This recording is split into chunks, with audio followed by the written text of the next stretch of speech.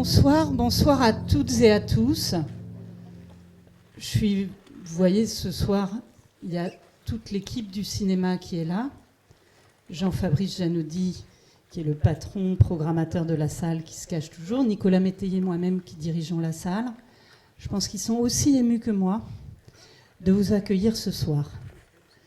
D'abord parce que quand on voit une salle comme vous, là, on se dit qu'on a raison de faire le métier qu'on fait, et c'est le plus beau cadeau. Donc on vous en remercie beaucoup d'être là ce soir. Ensuite, parce que, avant, j'ai 2 petites annonces à vous faire. Je suis, et je crois que je ne suis pas la seule, extrêmement émue de recevoir 2 femmes, 2 musiciennes, et je crois que c'est la première fois que je vais faire un débat avec des musiciens ou des musiciennes. Donc, pour quand on sait un peu parler de cinéma, la musique, c'est encore quelque chose de... Voilà, c'est une autre manière d'aborder les choses, qui ne m'est pas forcément familière, mais qui, je crois, justement, si vous êtes là ce soir, nous touche profondément tous et toutes. Je vous demande d'accueillir très chaleureusement Fetouma et Zaya Ziawani.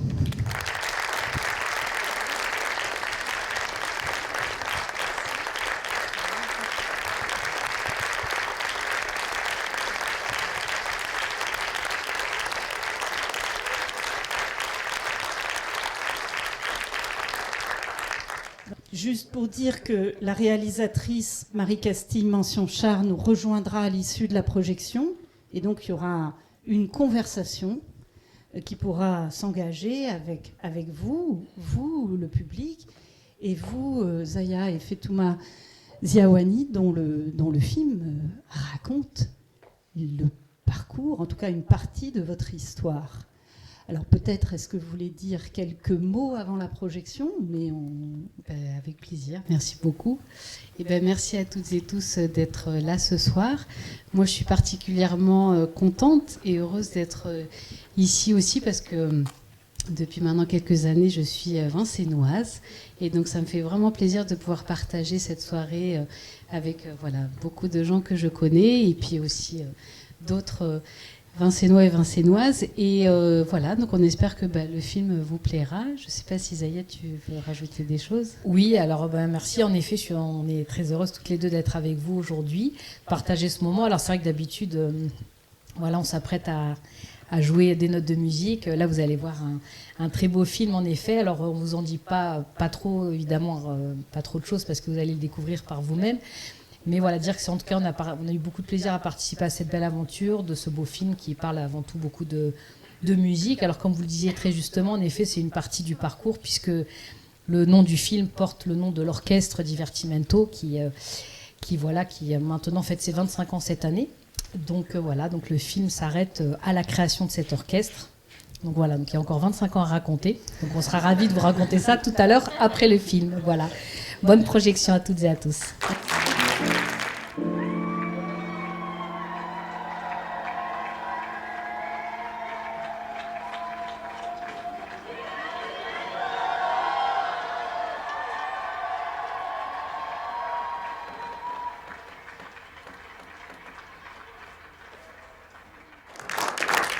La réalisatrice Marie Castille, mention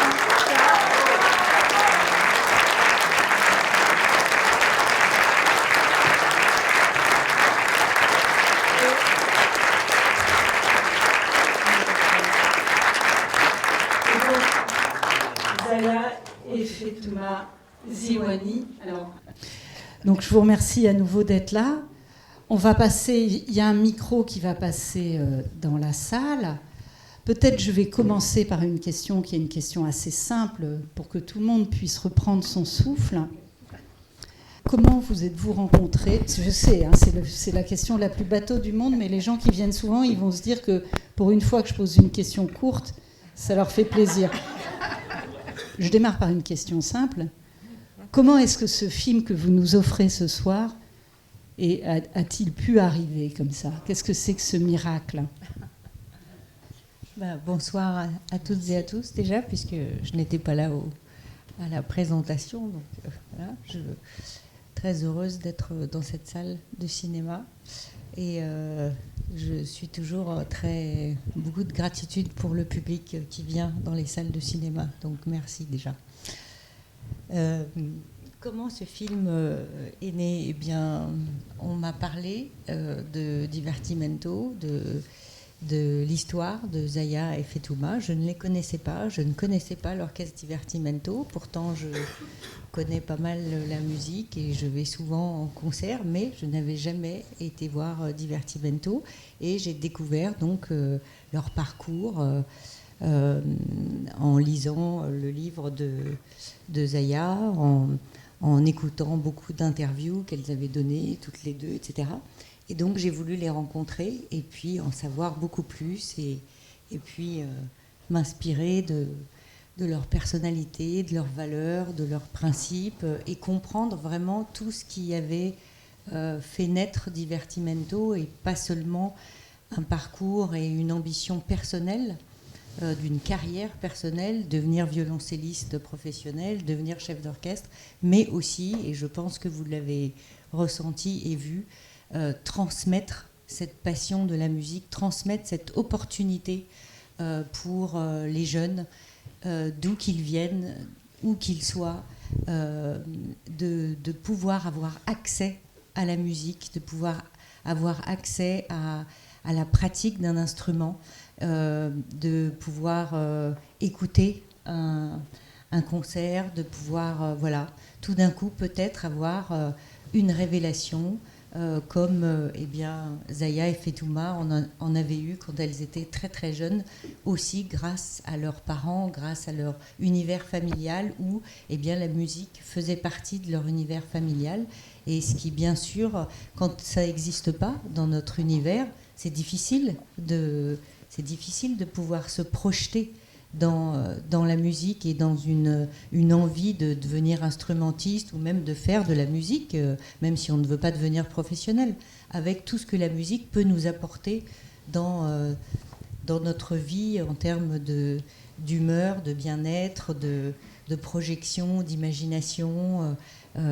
Et voilà, la musique, je pense, nous fait énormément de bien et la musique appartient à tout le monde. Et elle doit être accessible à tout le monde. Et c'est ça qui m'a vraiment touchée dans leur parcours et que j'avais vraiment envie de transmettre au public. Pour vous, du coup, puisque maintenant vous êtes des personnages de cinéma, comment avez-vous accueilli cette idée?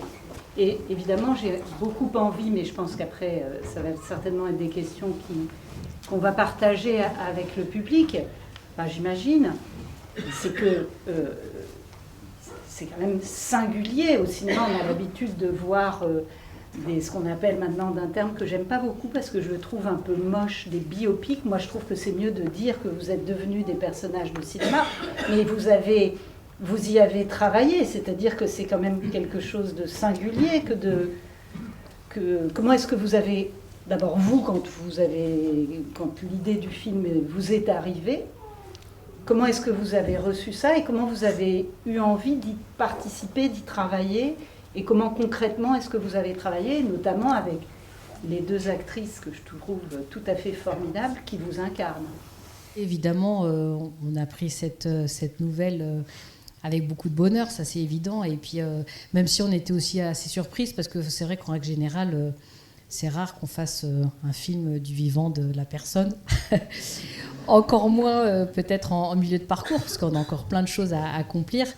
Donc évidemment, on s'est évidemment senti chanceuse et justement, c'est tout ce que vient de dire Marie Castille, c'est avoir envie de partager cette passion de la musique, alors que nous, on fait tous les jours en étant justement dans les salles de concert, en transmettant justement notre passion de la musique avec des personnes qui viennent parfois pour la première fois au concert, avec les jeunes justement que nous formons. Donc c'est vrai que c'était quelque part, après en y réfléchissant, on se dit tiens, c'est peut-être une autre façon de pouvoir aussi partager cet amour de la musique. C'est rare qu'on puisse voir au cinéma un film où il y a autant de musique symphonique. Donc c'est vrai que c'était quelque chose pour nous de très important aussi. Et puis en même temps, c'est vrai qu'on avait aussi parfois des interrogations parce que on a souvent vu et on a souvent nous-mêmes été face à parfois des gros clichés, des grosses idées reçues sur ce que peut être, ce que peuvent être les quartiers populaires, les familles comme nous issues d'une double culture. Donc c'est vrai qu'on avait aussi envie que cette histoire elle soit montrée avec beaucoup de justesse, avec beaucoup de respect aussi, de dignité sur là où on a grandi, par rapport aussi à l'éducation de nos parents. Et donc c'est un projet de film qui a eu plusieurs étapes et une de ces étapes a été cette rencontre avec Marie Castille qui justement avec laquelle on a passé beaucoup de temps. On a passé beaucoup de temps à échanger sur justement notre vision de la vie, notre vision de la musique. Raconter justement notre vie tout simplement et justement pour pouvoir après lui permettre de s'en emparer. Et c'est vrai qu'on a été très rassurés avec Fitouma en voyant tous les autres films qu'elle avait fait avant, de voir comment aussi justement elle arrivait à retranscrire ces histoires vraies au cinéma. Et après, on a eu toute une phase justement de choix de musique, des musiques qui étaient justement en lien avec l'histoire de l'orchestre, notre histoire personnelle, la vision aussi de Marie Castille de ce film. Et puis après, en effet, cette phase de préparation, alors je laisserai Fitouma en parler peut-être plus précisément, parce qu'après, en effet, il a fallu... on a eu... pas autant de temps qu'on aurait souhaité pour pouvoir préparer ce film. Et c'est vrai que de trouver deux sœurs jumelles en vrai qui font de la musique, autant de vous dire que c'est très compliqué aujourd'hui. Donc c'était Marie Castille, elle avait repéré ces deux comédiennes. Moi, j'avais qu'une hantise, c'était que cette comédienne soit arythmique ou pas du tout sensible à la musique. Alors même si elle n'était pas très habituée à entendre de la musique symphonique, ça a été une très belle rencontre humaine. Et on a pris le temps de bien préparer aussi ce tournage où justement il y avait pas loin de 45 scènes de musique et de 25 œuvres différentes à préparer. Donc c'était un gros challenge aussi cinématographique et musical. Et du coup, pour continuer dans la préparation du film, on a passé beaucoup de temps, moi avec Lina El Arabi, qui est l'actrice qui incarne mon personnage dans le film, et Zaya avec Oulaya Amamra, d'abord déjà pour faire connaissance, et puis aussi pour rentrer après dans le vif du sujet de la musique, de la technique instrumentale aussi, parce que Lina qui joue du violoncelle dans le film n'est pas violoncelliste à la base. Voilà, alors elle a appris le violon quand elle était plus jeune. Ses connaissances musicales, évidemment, ont été très, très précieuses, mais elle n'avait jamais joué de violoncelle, donc il a fallu qu'on passe beaucoup, beaucoup de temps sur l'instrument. Les œuvres aussi qu'elle joue dans le film sont aussi des œuvres qui font partie du répertoire du violoncelle, qui sont assez difficiles. Et c'est tout le temps elle qui joue dans le film, en fait. Il n'y a pas quelqu'un qui l'a doublé ou quoi que ce soit. Donc il a fallu travailler pour faire les bons doigtés, les bons coups d'archet. Alors Zaya, elle parlait du nombre de scènes de musique. Ça, c'est autant répété pour Oulaya à la direction que pour Lina au violoncelle, parce que toutes les scènes d'orchestre, on la voit jouer, il a fallu travailler les partitions d'orchestre de ces symphonies. Les œuvres du concours, le concerto pour violoncelle de Saint-Saëns, on entend le début du premier mouvement, du final, les suites de Bach aussi, même si c'est des cours extrêmes, il fallait quand même qu'elle puisse savoir les jouer. Et puis ce qui était très important aussi, c'est que ce soit pour Lina au violoncelle ou Laïa à la direction, il fallait aussi qu'elle puisse du coup jouer du violoncelle ou diriger un orchestre, mais pas comme n'importe qui, comme moi je joue du violoncelle et comme Zaya le dirige.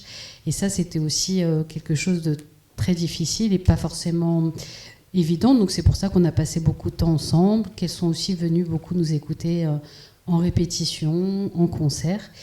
Et aussi on a passé du temps toutes les quatre pour faire connaissance, parce que Zaya et moi, on se connaît depuis qu'on est dans le ventre de notre maman, mais elle se connaissait pas avant. Enfin, elle se connaissait un petit peu, mais incarner deux sœurs jumelles et la complicité que ça peut impliquer, c'est un gros travail. Donc voilà, donc on a passé vraiment beaucoup de temps toutes les quatre ensemble et aussi toutes les cinq avec Marie Castille. En fait, comment on peut faire tous ces sons avec si peu de notes? Alors c'est une bonne question. En effet, il y a 7 notes de musique et tu as raison, c'est mon fils qui parle. Voilà.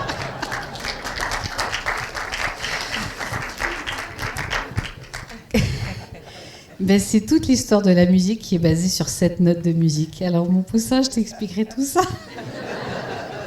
C'est peut-être un petit peu long ce soir, mais c'est vrai que la force de l'orchestre, c'est d'avoir plein de familles d'instruments différents, et du coup, ça permet, avec seulement 7 notes de musique, de faire tellement de belles sonorités. Il a toujours des super questions. Mais oui, c'est vrai. Mais il ne me les pose pas à la maison. Il les pose quand je suis devant des gens. Ouais, voilà. Faut que tu l'emmènes au cinéma, tu vois. Voilà. D'abord, je voulais féliciter et vous dire mon émotion à la vision de ce film que je trouve extrêmement touchant, extraordinaire, montrant votre parcours, cette volonté, ce talent que vous avez déployé. Et puis à mon tour, j'ai une question très simple. On voit à la fin que seulement 4% en France des femmes sont chefs d'orchestre. Ma question est pourquoi ? C'est une très belle question. Alors, il faut aussi avoir en tête que l'orchestre symphonique, c'est un univers qui pendant très très longtemps a été très masculin. Si on regarde des images d'archives des orchestres au milieu du XXe siècle, voire même il y a encore 30 ans de ça, les orchestres n'avaient pour certains quasiment aucune femme. On le montre dans le film. Voilà, exactement. En effet, les images d'archives du Nouvel An, du concert du Nouvel An de l'orchestre de Vienne, qu'on voit d'ailleurs tous les premiers de l'an, et ça a été peut-être un des derniers orchestres qui a été très résistant à l'accueil des femmes dans cet orchestre, puisque pendant très longtemps, dans les statuts de cet orchestre, les étrangers et les femmes étaient interdites. Donc c'est pour dire que c'est encore que très récemment que les femmes ont introduit les orchestres symphoniques. Alors, heureusement, il y en avait quand même, mais pas au niveau de la parité. Et quand moi j'ai commencé il y a 25 ans, en effet, à être chef d'orchestre, j'ai commencé en créant ce projet Divertimento, mais aussi en commençant à aller diriger quelques orchestres en tant que chef d'orchestre invité. Et parfois, je me retrouvais devant des ensembles de 50, 60, 80 musiciens, avec parfois que 5 femmes, 6 femmes. Alors, ça a beaucoup changé. Et c'est vrai que maintenant, on voit beaucoup plus de femmes dans les orchestres. D'ailleurs, nous, on a la chance à Divertimento d'avoir aussi des femmes dans plein de pupitres. Et aujourd'hui, on a par exemple des musiciennes de l'orchestre Divertimento qui sont présentes. Je pense à Marie-Madeleine et Sandra aux percussions. Voilà, c'est 2 exemples de femmes de grands talents qui sont aussi au pupitre de percussion, alors qu'en effet, que ça soit au timbal ou aux percussions, on voit quasiment jamais de femmes dans les grands orchestres nationaux et internationaux. Et donc c'est vrai que c'est la figure d'autorité qui est le chef d'orchestre. Forcément, ça a mis plus de temps à ce qu'on puisse commencer à avoir des femmes, mais il y a aussi d'autres raisons qui sont aussi très pragmatiques, qui sont que pendant très longtemps, il y avait peu de classes de direction d'orchestre, et la seule classe qui formait vraiment professionnellement est la classe du Conservatoire supérieur de Paris, et où pendant très longtemps, c'est pas qu'on n'acceptait pas de façon très flagrante, mais on voyait pas de femmes rentrer. Moi-même, j'ai tenté ma chance dans ce conservatoire. J'ai pas eu l'occasion de pouvoir être formée. Donc, vu que les femmes ne sont pas formées et qu'ensuite elles ne sont pas invitées à diriger des orchestres, c'est difficile de les voir émerger, de pouvoir en effet avoir une carrière. Donc aujourd'hui, nous sommes que très peu de femmes à être chef d'orchestre, encore moins à être chef d'orchestre dans le domaine symphonique où on dirige du grand répertoire avec des orchestres assez grands. Et les quelques femmes du coup que nous sommes, nous avons toutes dû créer nos propres ensembles pour pouvoir exister en tant que chef d'orchestre. Et c'est vrai que du coup, c'est pas de dire qu'il faut travailler 2 fois plus que les autres, mais c'est peut-être dans une proportion qui est 100 à 500 fois plus, puisque pour avoir les mêmes opportunités de diriger une symphonie de Mahler, comme on va le faire dans quelques semaines avec l'orchestre Divertimento, il faut aller chercher l'argent, il faut aller chercher les concerts, il faut construire un projet. Divertimento, c'est aussi une aventure humaine très importante. Et donc voilà, donc c'est vrai que c'est un pourcentage qui en effet nous ramène vite à la réalité. Donc il y a des avancées dans les pourcentages des musiciens. Dans les chefs d'orchestre, il y a encore beaucoup de travail à faire. Et voilà, je remercie Marie Castille justement d'avoir aussi mis en lumière ce sujet-là. Et j'espère que justement le fait que ça soit porté à un public beaucoup plus large que le public habituel de la musique classique, ça permettra de faire bouger les lignes. Nous, on essaie de le faire tous les jours en étant sur le terrain avec les musiciens de l'orchestre Divertimento. Et voilà, j'espère que ça permettra aussi de faire avancer un peu ce sujet. Et aujourd'hui, on essaye aussi de former les futures générations. Et j'ai une classe de direction d'orchestre aujourd'hui à Stein, et je suis très confiante malgré tout dans l'avenir, parce que je vois plein de jeunes filles, de jeunes garçons aussi, mais aussi de jeunes filles venir au cours et avoir envie de devenir chef d'orchestre. Donc voilà, j'espère qu'il y aura des pourcentages qui vont augmenter dans les prochaines décennies. Oui, bonsoir. Alors d'abord un mot pour vous remercier de ce film qui est quand même plein d'émotions, même pour quelqu'un qui écoute de la musique depuis 60 ans et qui en bricole un petit peu. Donc vraiment, je tiens à vous le dire. Et c'est pas une question que j'ai, c'est pour vous transmettre un ressenti. À la fin, le boléro, c'est une sorte de flash mob, ce qu'on voit sur la toile. Et le boléro, ça s'y prête particulièrement parce que ça commence avec la caisse claire, arrive un instrument et puis d'autres, et ça se termine par un tutti extraordinaire. Et votre film, et finalement les flash mobs, ça draine n'importe qui, ça draine des passants dans la rue, dans les gares, partout, des gens qui n'ont pas forcément l'habitude d'écouter de la musique, et à peu près systématiquement à la fin, c'est pas des applaudissements, c'est des explosions d'applaudissements. Et c'est sans doute des gens qui vont pas forcément au concert, je ne sais pas s'ils y vont plus après, mais enfin, ils ont été en contact avec ces choses-là. Et j'ai l'impression qu'avec votre film, à une toute autre échelle, parce que ça va quand même toucher énormément de gens, eh ben, c'est un petit peu ça. Alors, dans la salle, vous avez certainement des gens qui aiment le cinéma, qui aiment la musique, mais ce film qui va vivre sa vie, il n'y aura pas forcément que des gens qui aiment la musique, il y aura sans doute des gens qui vont être en contact, peut-être pas la première fois, mais sans doute la première fois de façon aussi concrète, aussi vivante, aussi variée.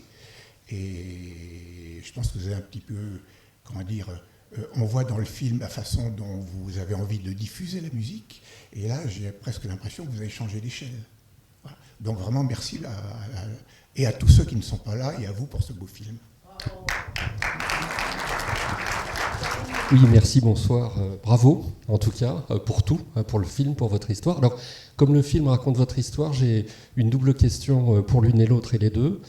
Quel est le moment du film dans lequel vous vous retrouvez le plus, et quel est le moment du film où on s'éloigne le plus de la vraie vie, de la réalité, avec en subsidiaire, merci de nous raconter l'histoire de l'anecdote de la partition volée et du nom de votre... Alors, pour la deuxième partie de votre question, on laissera Marie Castille répondre. Peut-être même que si tu veux y répondre maintenant... Et pour ma part, en fait, alors peut-être ce qui est, et puis ça rentrera en résonance avec votre première question aussi à vous. C'est vrai que ce qui était assez déroutant et assez étrange, c'est que quand on se retrouve sur un tournage, puisque Marie Castille nous a invités aussi à travailler sur la dimension musicale avec la préparation avec les comédiens, les comédiennes, et puis le travail sur les musiques. Donc c'est vrai qu'on s'est retrouvés sur le plateau à accompagner les comédiennes qui jouent nos rôles, et donc du coup à assister à certains jours de tournage. Alors c'est vrai que les jours de tournage où il n'y avait pas de musique, nous on n'est pas venus parce qu'on voulait aussi laisser de la liberté aux comédiens, aux comédiennes, laisser aussi l'espace à Marie Castille, puis nous on voulait aussi pouvoir découvrir plein de choses après. Et en étant sur le tournage, c'est vrai que parfois ce qui était assez déroutant, c'est d'assister à des pans entiers de sa vie, avec des gens qu'on prénomme du nom de leur personnage. Donc des fois on appelait Zaya, et en fait il s'adressait à Oulaya. Donc moi je disais oui je suis là.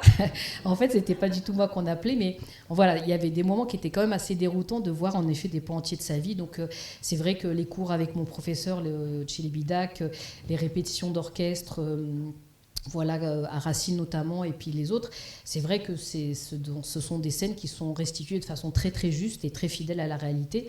Donc peut-être qu'en effet, le retour à ce contact avec ce professeur, son exigence, et quelque part, même si il est dur, et en effet il est dur, mais le métier de chef d'orchestre il est tellement dur que quelque part il m'a aussi préparé à ce que c'est d'avoir aussi la pression, et puis cette humilité qu'il faut avoir, et ce mérite qu'il faut aussi avoir, mériter plutôt d'être à cette place-là.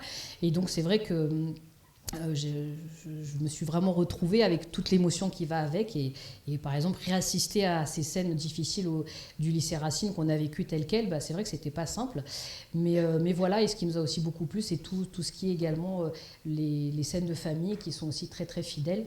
Donc j'ai envie de vous dire, tout ce film est très juste. Après, il n'y a pas de choses, on pourrait dire ça c'est bien et ça c'est moins fidèle à la réalité. Tout est très juste dans son ensemble, et il y a peut-être des petites choses en termes qui sont parfois des petites incarnations de ce que est devenu plus tard l'orchestre Divertimento, pour que nous permettre en effet de permettre au public surtout de mieux comprendre l'ADN de cet orchestre et sa naissance. Voilà, après pour en revenir à Divertimento, c'est pas grâce ou à cause d'une partition qui aurait pu être volée ou pas, on le dira jamais.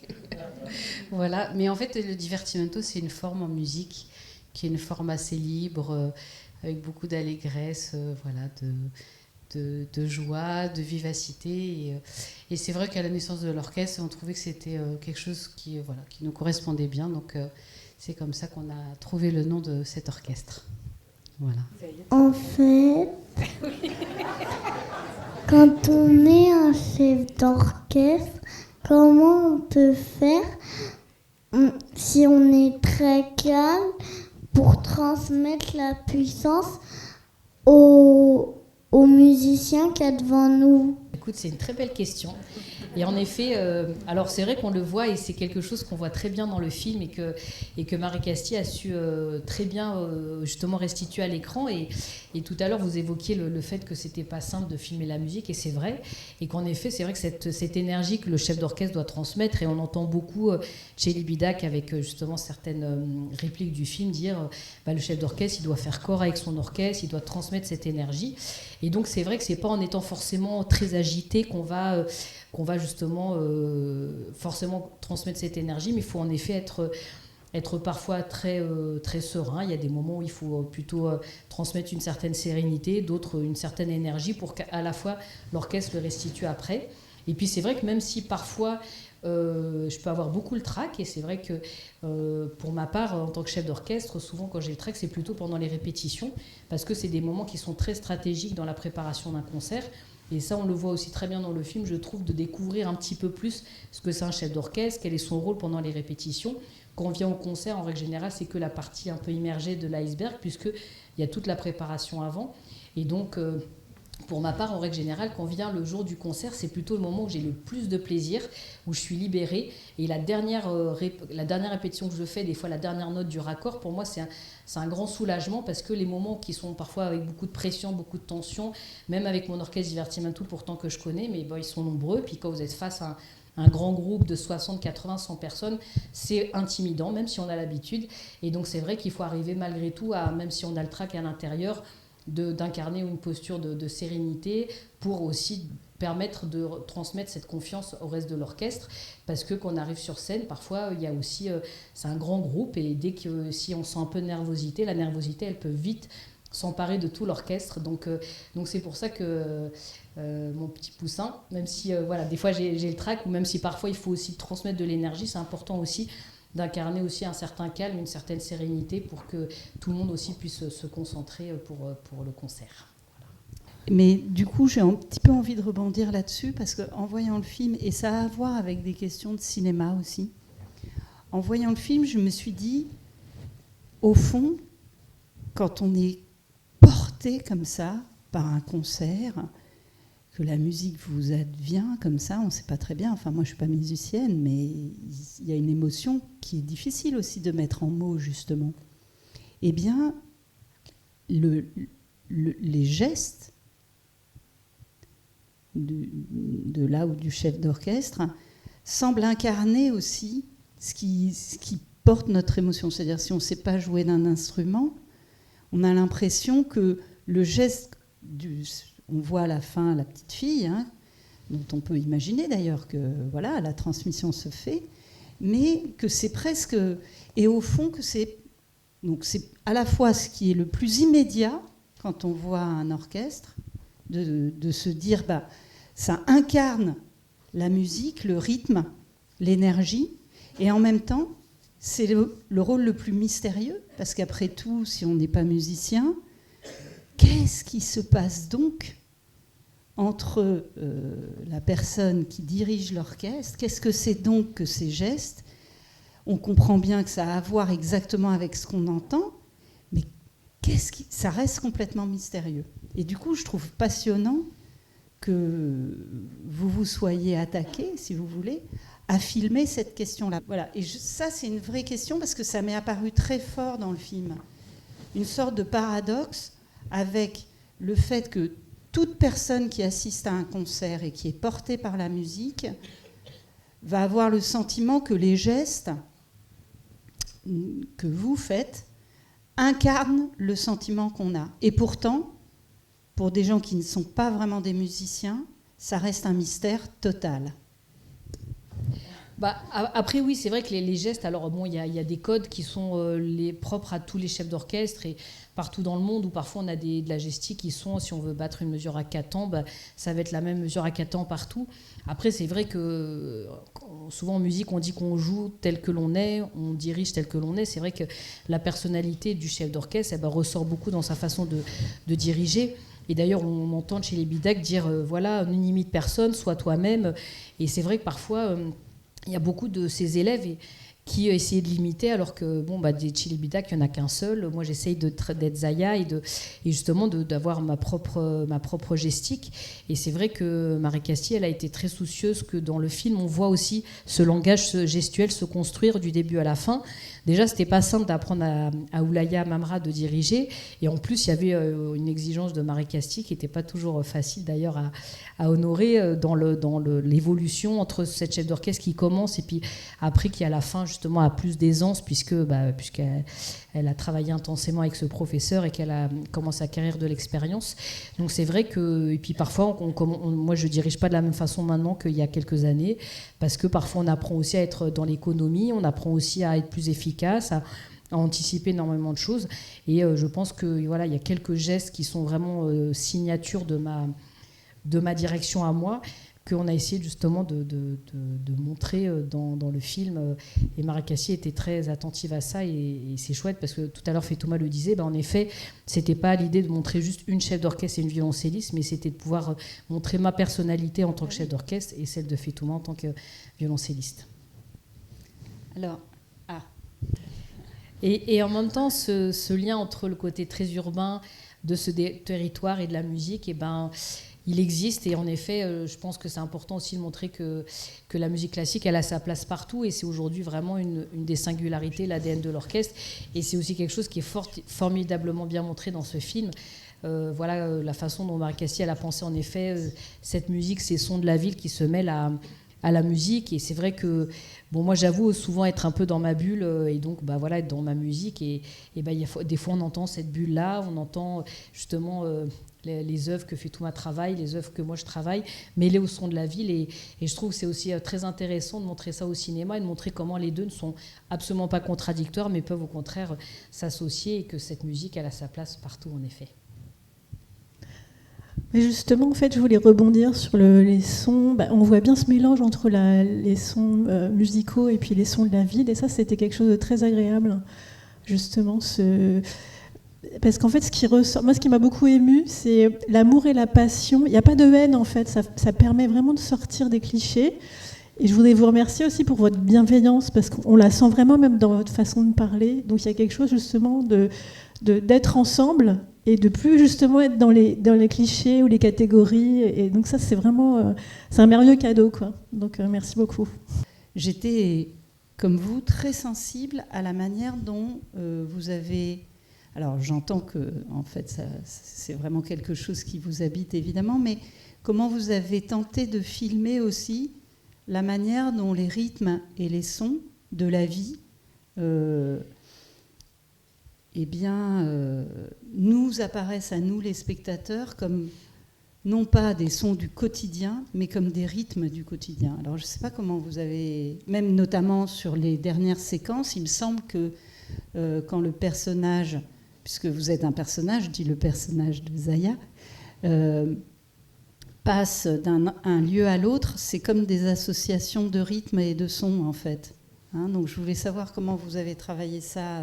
C'est pas quelque chose dont on avait parlé, mais c'est quelque chose que j'imaginais appartenir effectivement à l'univers de Fetouma et de Zaya, simplement parce qu'elles sont musiciennes, et que venant d'une famille de musiciens, j'ai vu comment, que ce soit mon père ou ma grand-mère, comment la musique faisait partie de leur vie tout le temps, et que ce que je voulais transmettre au public, qui justement n'est pas mélomane, justement n'a pas l'habitude d'écouter de la musique, c'est qu'il arrive à se projeter dans justement l'univers de quelqu'un qui est tout le temps dans la musique, et pour lequel la vie, là où nous on entend le son d'une voiture, un klaxon, un son dans le métro, etc., comment ça peut se transformer en musique par rapport justement aux œuvres qu'ils travaillent, aux œuvres qu'ils sont en train d'apprendre, etc.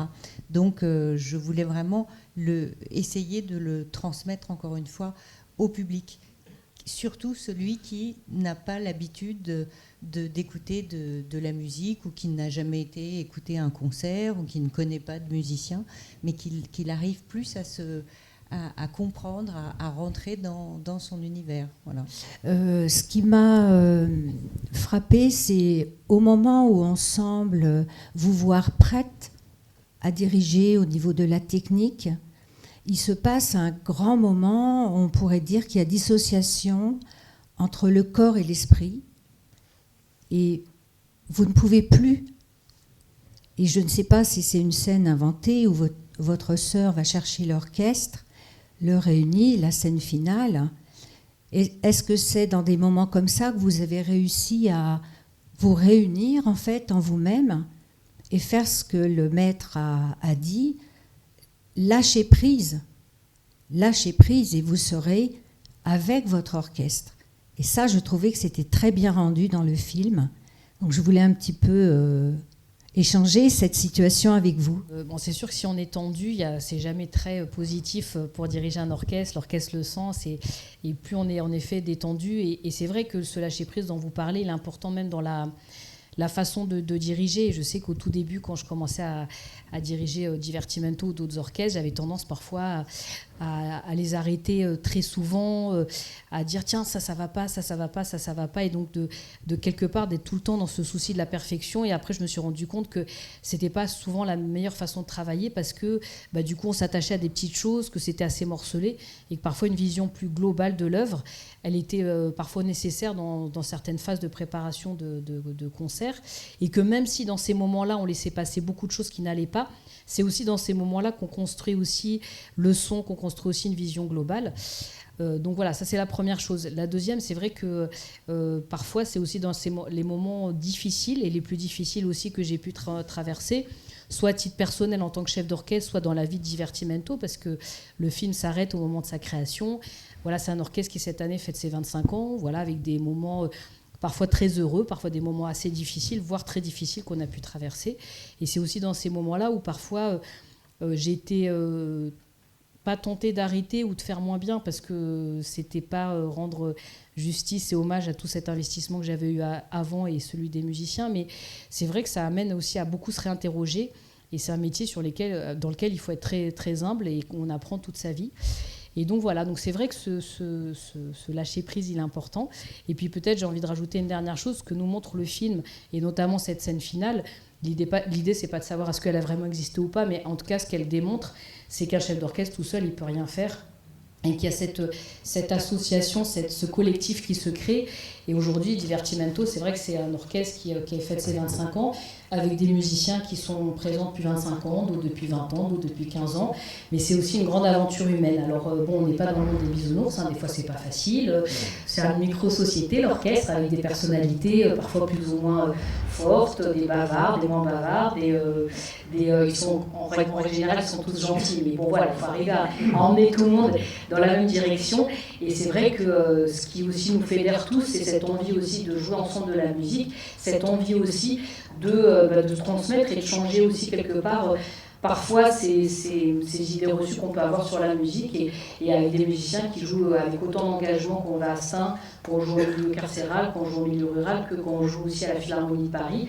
Et je trouve que c'est quelque chose qui est très bien. Et moi, souvent, on rend beaucoup hommage à nos parents, à justement cette force qu'on a eue entre nous toutes les deux, à notre frère Mehdi, mais il y a aussi beaucoup de personnes qui ont contribué à l'histoire de cet orchestre.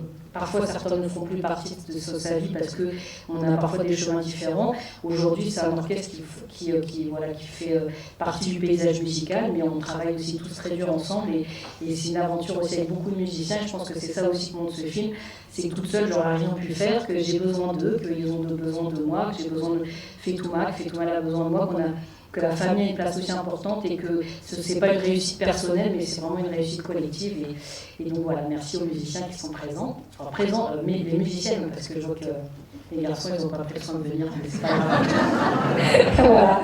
Et donc voilà, souvent, une des premières choses que je fais à la fin de chaque concert, c'est que je les remercie parce que sans eux, on ne pourrait pas vivre ces moments magiques et c'est hyper important aussi d'en être conscient. Merci Zaya. Merci.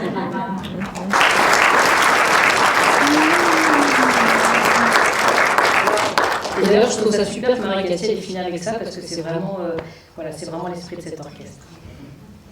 Alors, monsieur. Ce n'est pas tant une question qu'une remarque. Évidemment, la bande-son est cruciale et fabuleuse. Et en plus, cette salle la rend très bien. Mais il y a aussi, moi j'ai trouvé, la qualité de la photographie, la chaleur des lumières, le rendu. Bref, c'est un film fabuleux. Merci. Je suis très contente que vous souligniez la photographie, la lumière, puisque pour ceux et celles qui peut-être avaient vu Les Héritiers et Le Ciel attendra, il y avait une jeune actrice dedans qui s'appelle Naomi Amargé, qui était le rôle principal avec Noémie Merlan dans Le Ciel attendra. Et dans Les Héritiers, elle a découvert le métier de chef opérateur, c'est-à-dire celui qui donc s'occupe de la lumière d'un film, la photo, du cadre. Et elle avait 16 ans, et donc elle a commencé des études à l'Institut Lumière pour espérer devenir chef opératrice. Et bien sûr, j'ai toujours suivi son parcours. Et j'avais fait mes 6 premiers films avec la même chef opératrice et qui a commencé en fait à réaliser son premier film. Donc je l'ai perdu quelques mois avant Divertimento, ce qui était très, très déstabilisant parce que voilà, un réalisateur et son chef opérateur, c'est vraiment une équipe, c'est les yeux, c'est très très important. Et puis on avait vraiment évolué ensemble du premier film jusqu'au 6e. Et comme Naomi, eh bien, je croyais beaucoup en son talent. Le fait qu'elle ait seulement 24 ans, le fait qu'elle n'ait bien sûr jamais fait de long métrage, elle avait fait que des courts métrages, etc. Mais je croyais vraiment en son talent parce que c'est mon défaut et ma qualité, je crois en la jeunesse. Et donc, eh bien, je lui ai proposé de devenir chef opératrice de Divertimento. Donc, quand vous dites que la lumière est belle, etc., c'est grâce à elle et grâce à son talent. Voilà.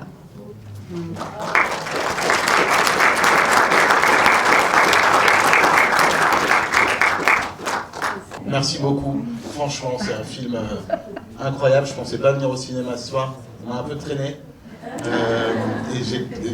Je remercie la maman de mon fils. Et c'est aussi pour lui que je vous remercie parce que moi je suis musicien, j'ai fait F11 toute ma scolarité. Je ne pensais pas me faire choper là-dessus, mais là où ça m'a chopé, c'est ça, c'est tous ces moments dans le conservatoire. On reconnaît les endroits en plus. Je ne sais pas si vous avez filmé dans à rue de Madrid et tout ça, mais on a vraiment l'impression d'y être. Et donc d'abord bravo pour le fait qu'on soit jamais sorti de l'émotion par un coup d'archet. On se dit c'est pas elle qui joue, par le son, mais comment ils ont fait pour faire cette scène. Donc mes 3 petites questions à l'une et l'autre. Est-ce que vous n'auriez pas aimé faire un caméo dans le film et jouer un peu de violoncelle, même qu'on vous entende jouer? En tout cas moi ça m'a donné envie énormément de vous écouter. Donc ça c'est ma première question. La deuxième question c'est est-ce que le fait de faire jouer de la musique beaucoup, souvent, vous a éloigné de votre instrument? Et sinon, est-ce que vous continuez à jouer? Est-ce que vous avez besoin de jouer, de pratiquer l'instrument encore? Et ma dernière question, c'est pour toutes ces scènes qui sont censées être très authentiques, de jeu à plusieurs dans une salle en bois qui craque et tout ça, techniquement, comment vous avez abordé, j'imagine en amont, le travail de ces scènes pour qu'elles soient les plus réalistes, les plus authentiques possibles et pour que ça marche comme ça à l'écran?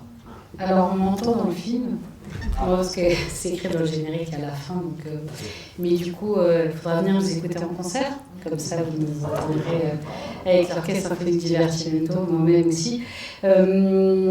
Non, mais cette histoire c'était il y a 25 ans, donc c'est bien aussi que ça soit les jeunes d'aujourd'hui qui incarnent la jeunesse d'il y a 25 ans. Et d'ailleurs, il y a beaucoup de nos élèves qui sont musiciens dans le film.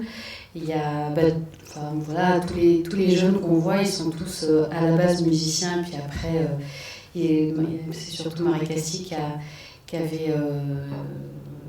voilà, qui voulait que tout soit tellement crédible qu'il fallait qu'il soit musicien avant tout.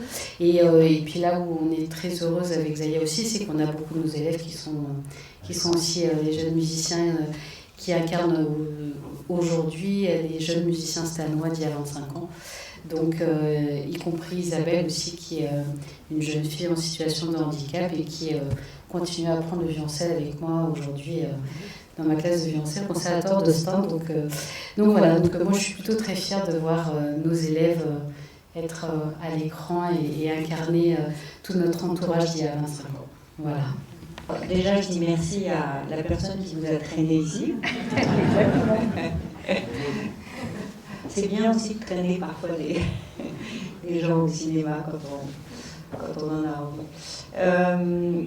Donc, comme Fetouma l'a dit, oui, pour moi c'était absolument indispensable et je n'aurais pas cédé là-dessus sur le fait que tous les musiciens dans le film soient d'abord des musiciens avant d'être des comédiens. Donc il y en a beaucoup qui sont musiciens, par exemple comme Marin Chapoutot qui joue le rôle de Dylan, qui n'a jamais tourné dans un film. Mais qui a gagné Prodige quand il avait 13 ans, premier clarinettiste à gagner Prodige. Et donc, je faisais passer d'abord des essais musicaux, c'est-à-dire qu'ils m'envoyaient tous des vidéos d'eux qui interprétaient. Alors, je les classais instrument par instrument, et puis ensuite, j'en choisissais certains. Et puis je les rencontrais et voilà, je leur posais beaucoup de questions pour voir un peu leur personnalité, voir tout leur parcours et voir comment je pourrais les rattacher à des personnages pour qu'ils se basent aussi, n'ayant jamais joué en tant qu'acteur, sur leur personnalité, sur en plus bien sûr leur base musicale et voilà, donc c'était indispensable pour moi que les musiciens soient musiciens et bien sûr qu'il y en ait qui viennent soit de l'Académie Divertimento, soit de Divertimento, parce que je trouvais ça intéressant de montrer aussi ceux qui pouvaient être dans le film. C'était symboliquement, je trouvais ça important. Et Fetouma a mentionné Isabelle. Effectivement, c'est le genre de scène, ça ne s'est pas passé à cette époque-là, mais quand Fetouma m'a raconté cette histoire, qu'elle avait trouvé ce système pour que Isabelle puisse enfin mettre ses mains sur un violoncelle et qu'elle puisse apprendre le violoncelle, ce qui pour moi était symboliquement tout ce que représente en fait le Divertimento, l'Académie Divertimento et Fetouma et Zaya. Et bien j'ai dit il faut le mettre dans le film parce que voilà, c'était pour moi le public comprendrait vraiment encore une fois le bien au-delà d'une carrière professionnelle, individuelle, voilà. Donc voilà comment on a travaillé. Et écoutez, moi pour répondre à votre question, c'est vrai que pendant moi j'ai commencé ma vie de musicienne en tant que guitariste, mais quand j'étais petite je ne savais pas qu'il n'y avait pas de guitare dans les orchestres. Donc voilà, donc du coup j'étais souvent assez envieuse de voir Fetouma jouer dans un orchestre et moi j'avais envie de rejouer les musiques qu'on entendait à la maison, les symphonies de Mozart, de Beethoven. Et donc voilà, c'est pour ça que j'ai joué un deuxième instrument, l'alto, et qui assez rapidement m'a permis en effet d'entrer dans les orchestres, de pouvoir justement sentir cette énergie de l'orchestre. Et en plus, c'est vrai qu'en tant qu'altiste, on est vraiment placé au centre de l'orchestre, donc voilà, au milieu des sons, entre les sons graves, aigus, devant les instruments avant. Et pour moi, ça a été en effet une révélation. Et la scène où on la voit en train de lire ses partitions sous les draps avec une lampe torche, c'est vrai que voilà, j'aimais bien emprunter les partitions et les conducteurs d'orchestre à la partothèque du conservatoire de Pantin où on a commencé. Et voilà, et a commencé à me familiariser avec ces conducteurs. Voilà, donc après pendant longtemps, j'ai joué de la guitare, de l'alto, j'ai commencé la direction d'orchestre et je me suis façonnée aussi comme ça. Et c'est vrai qu'en tant que chef d'orchestre, d'avoir eu cette expérience de musicienne d'orchestre, c'est hyper important parce qu'on apprend aussi, on comprend ce que c'est de l'autre côté, ce qu'un musicien, qu'est-ce qui aussi l'amène à se transcender, à se dépasser, ce que les musiciens aiment bien, ce qu'ils aiment moins. Ce qui n'empêche pas qu'après, quand on est en tant que chef d'orchestre, on a sa propre vision aussi des choses. Mais voilà, et puis après, pendant longtemps, j'arrivais à mener tout de front, et puis il fallait après se concentrer aussi sur le développement de l'orchestre. L'apprentissage et des partitions prend aussi énormément de temps. Donc je me suis vite rendue à l'évidence que c'était difficile de tout mener de front. Et puis après, à un moment donné, j'ai un petit peu, on parlait de lâcher prise tout à l'heure, à un moment donné, je me suis aussi autorisée à me dire, ben voilà, ça y est, c'est peut-être le moment d'arrêter, même si pendant longtemps j'ai joué de l'alto pour faire de la musique de chant, mais j'aimais bien ce rapport à l'instrument. Mais je dois dire qu'aujourd'hui, j'ai cette chance, ce privilège aussi de faire de mon métier la direction d'orchestre, de faire énormément de concerts tous les ans, de pouvoir aussi vivre de ma passion, même si parfois il y a des semaines où 90% de ce que je fais, c'est pas très rigolo, c'est dur, mais pour les 10% qui restent, ça vaut le coup de le faire. Et voilà, aujourd'hui, mon instrument, c'est l'orchestre, et ce que j'aime dans ce métier, c'est aussi façonner un son au même titre qu'un musicien le fait avec son instrument. Donc voilà, de temps en temps, je ne vous cache pas que quand j'entends des concerts de musique de chant, je vois les musiciens jouer, je me dis tiens, je me rappelle les bons souvenirs de ce que c'était avant, mais voilà, j'apprécie aussi d'être à ma place, même si c'est un métier qui n'est pas toujours facile, mais qui est passionnant. Et du coup, j'ai envie de dire, merci à toutes et à tous. C'est vrai que moi aussi, je remercie la personne qui vous a amené dans la salle. Et du coup, n'hésitez pas à en parler autour de vous, parce que je trouve que c'est super important que beaucoup d'autres personnes aillent voir ce film au cinéma. Voilà, pour toutes les belles valeurs que ça transmet, cette passion de la musique, et puis voilà, pour arriver aussi à faire changer aussi plein de choses dans notre société. Donc allez encourager les gens à aller voir Divertimento au cinéma, et n'hésitez pas à aller voir Divertimento dans les salles de concert aussi. Et puis je pense que vous avez ressenti, encore une fois, que vous écoutiez de la musique ou pas, mais vous avez ressenti que dans une salle de cinéma, ce film, vous ne l'écouterez jamais comme si vous l'écoutiez sur un poste de télévision ou sur un ordinateur. Donc que voilà, la différence, l'impact de la salle de cinéma, je pense que vous l'avez entendu et que vous l'avez ressenti.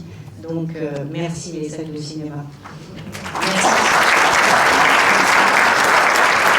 Merci en tout cas à vous trois d'être venus ce soir.